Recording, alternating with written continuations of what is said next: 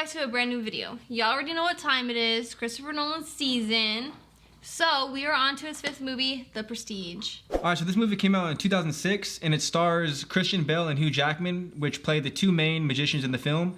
But also there's Scarlett Johansson in this film, Michael Caine, and David Bowie, which is crazy because I've never seen David Bowie in a film. And yeah, rest in peace, David Bowie. But yeah, it was a crazy cast and the acting was phenomenal in my opinion. But with these characters, for the most part, they all kind of just embodied the character really well. I think David Bowie did an incredible job. And I don't know if he's been in other movies, but if he has, I don't know, he did really good. But either way though, let's get to what the movie's actually about. The movie is about two magicians that have this crazy competitiveness that is beyond, a healthy competition. To be the best. Yeah, to be the best. Yeah, they keep trying to one-up each other to see who can be the best and have like the best trick or the craziest trick of all time, basically. And once one figures out something, the other one's trying to figure out how they did it or this or that. And but what I mean by it's unhealthy is like they go to such extreme lengths to where they're kind of destroying their lives. Yeah. In a sense of trying to be better than each other. Okay, also this is the first time we've seen this film, both of us. And for me, this gave me the same feeling Memento did when I first seen it. Because there's a lot of twists in this movie and a lot of things that it's confusing. Like I'm still confused a little bit. Yeah. Like towards the end, even though things do get revealed. It still leaves you with questions. It still leaves you with questions, and it's like, which I don't know if this was the point, which probably is, but it's kind of like a magic trick though.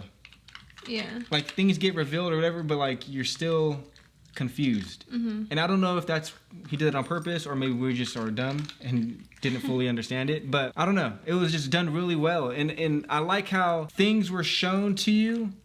For instance, like he had a twin. Yeah.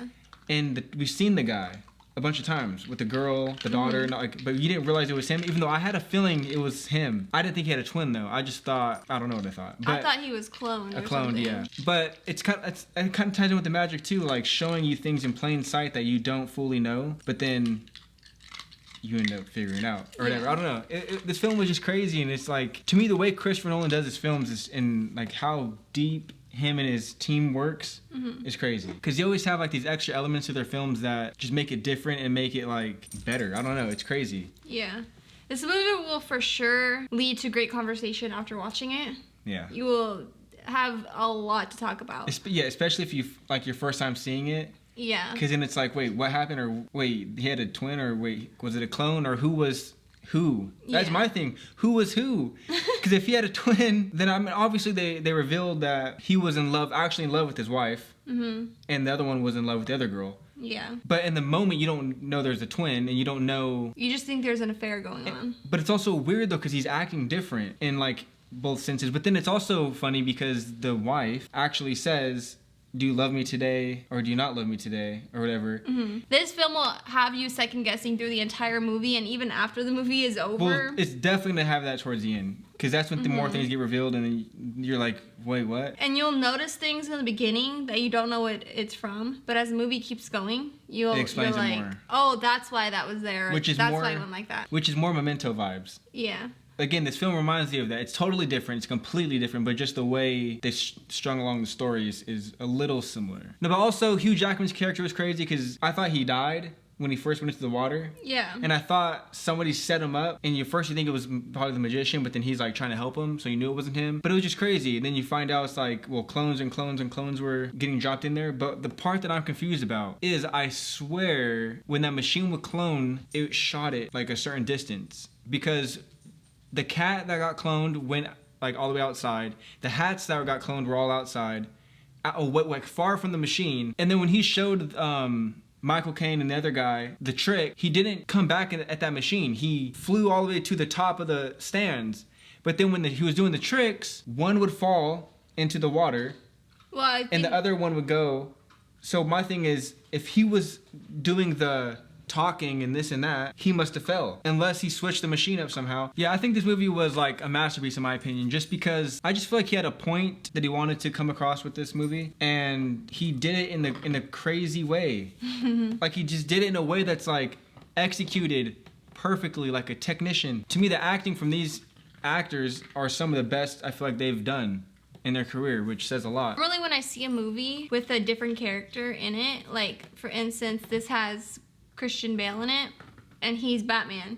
So we had just watched Batman before watching this movie, like a day before. And normally I would go into it and be like, that's Batman. Like, I can't see him as his character because he's Batman.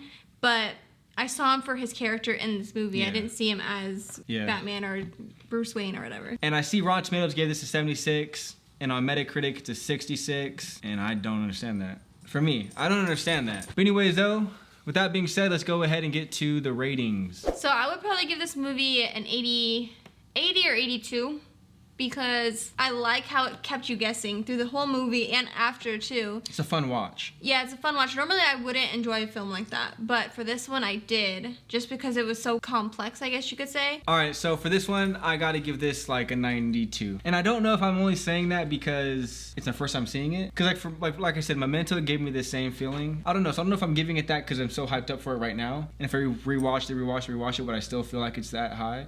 I don't know. But I'm gonna give it a 92 for now. Yeah, I just think it was great overall. I think the performances, no, it has to be 92. It might even be higher, honestly.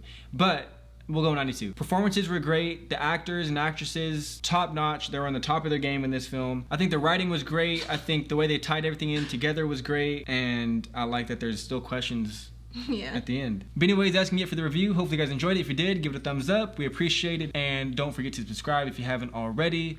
Comment down below your thoughts on the film. Do you agree with like Rotten Tomatoes or Metacritic, more like the 70-60 range for a score? Or do you think that's highly underrated and it should be more than that? Because I think it's highly underrated. She probably thinks that too because her score was higher. But yeah, let us know your thoughts on the film.